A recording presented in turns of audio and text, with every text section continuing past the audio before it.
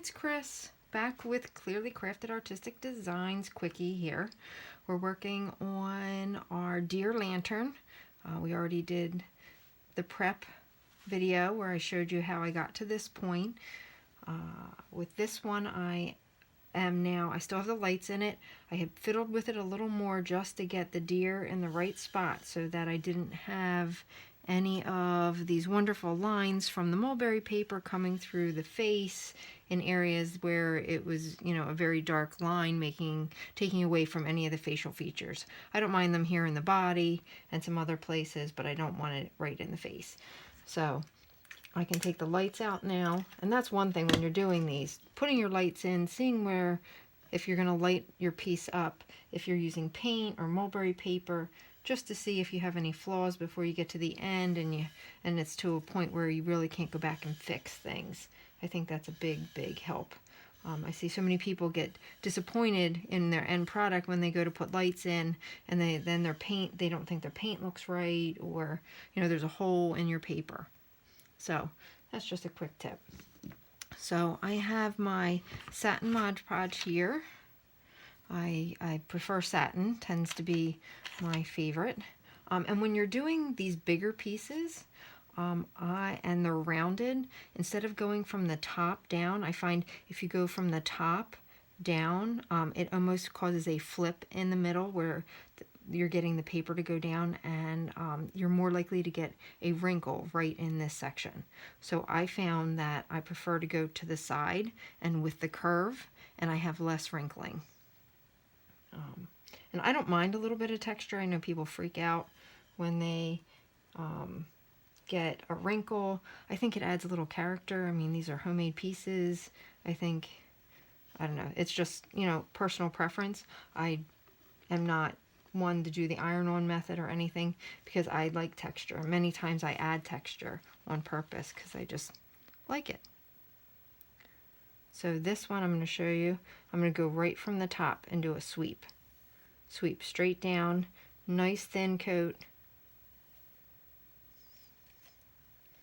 And I'm just going to go from the top down. And that's why I have that painter's tape along there. And this, I'm just going to keep my hand here. I'm sorry if I'm blocking your view, but I'm just going to use my finger and slowly go up and down and smooth it out. And once you've connected there in the middle, your piece isn't going anywhere. It's not going to squeegee away from you and move away from you. See that? Now that's one. My fingers are still nice and dry, so there's no tearing. I don't have any glue on my fingers. I don't usually have to use saran wrap or any plastic wrap. Sometimes I'll grab a piece at the very end once everything's adhered and go over it. But you can see this is going on nice and smooth. And there, that one whole side is attached. Look at that. Perfect.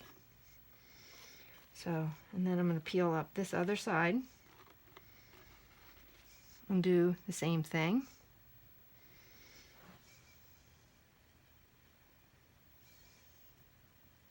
I want some nice smooth lines. I don't want to apply too much.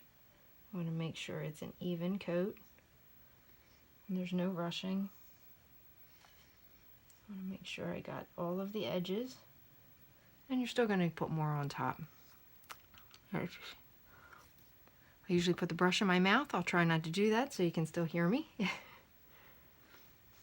And you can see I'm going to just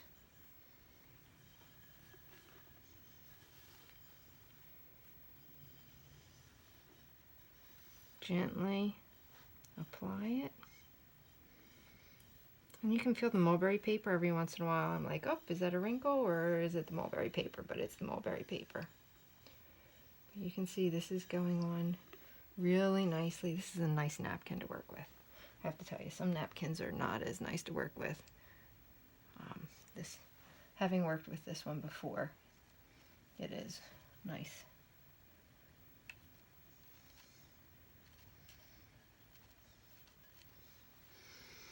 All right, and I'm just going to finish applying.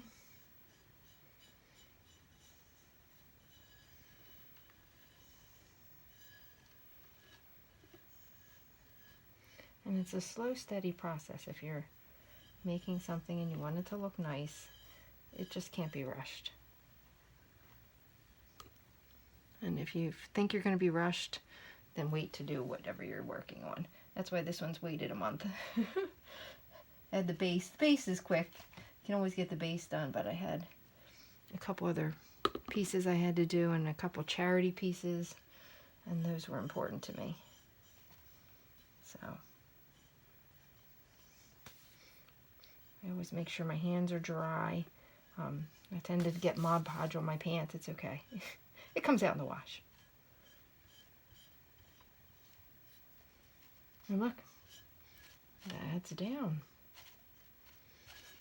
And I'll seal that, and that edge will come off. And look how nicely that went on. And that's on there.